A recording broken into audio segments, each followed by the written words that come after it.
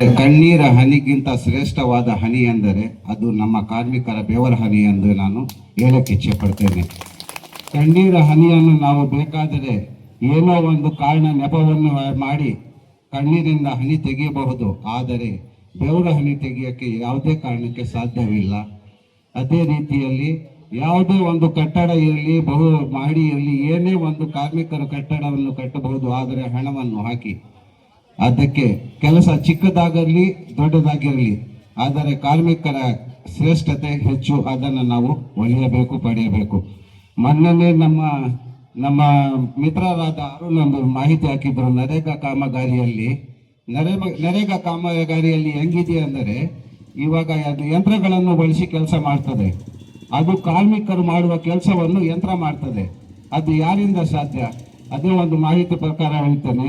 ಮುಂದೆ ಯಂತ್ರಗಳು ಕೆಲಸ ಮಾಡುತ್ತಿದ್ರು, ನಂತರ ತಂತ್ರಗಳು ಬಂದವು, ಈಗ ಕುತಂತ್ರಗಳಿಂದ ಕೆಲಸ ನಡೆಯುತ್ತದೆ ಅಂತೆಲ್ಲ ನಾನು ಹೇಳಕ್ಕೆ ಇಷ್ಟಪಡ್ತೇನೆ.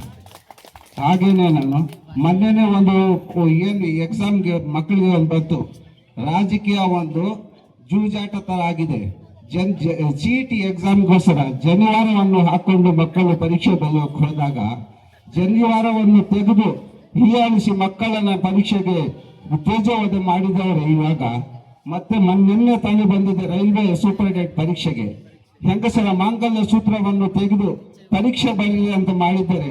ಯಾರು ಪರೀಕ್ಷೆ CET ಪರೀಕ್ಷೆ ವಿರೋಧ ಮಾಡಿದಾರೋ ಅವರೇ ಇವಾಗ ರೈಲ್ವೆ ಸೂಪರ್ಡೆಂಟ್ಗೆ ನೀವು ಆಕ್ಷೇಪ ಮಾಡ್ತೀರಲ್ಲ, ನಿಮ್ಗೆ ನಾಚಿಕೆಯಾಗಬೇಕು. ಅದನ್ನು ನಾನು ಹೇಳ್ತೇನೆ. ನಮ್ಮ ಹಕ್ಕನ್ನು ನಾವು ಪಡೆಯಬೇಕಾದರೆ ಯಾವುದೇ ಒಬ್ಬರು ಇಬ್ಬರು ಮಾಡಲು ಸಾಧ್ಯವಿಲ್ಲ. ನಾವೆಲ್ಲ ಸಂಘಟಿತರಾಗಿ ಹೋರಾಡಿದರೆ ಮಾತ್ರ ನಮ್ಮ ಸಾಧನೆಯನ್ನು ಮತ್ತು ನಮ್ಮ ಹಕ್ಕನ್ನು ಪಡೆಯಲು ಸಾಧ್ಯ. ನವೀನಣ್ಣ ಹೇಳಿದ್ರು, ಕಾರ್ಮಿಕರ ಸಂಘಟನೆ ಮತ್ತು ಅಸಂಘಟಿತ ಕಾರ್ಮಿಕರ ಬಗ್ಗೆ ಕೂಲಂಕುಷವಾಗಿ ಹೇಳಿದ್ದಾರೆ.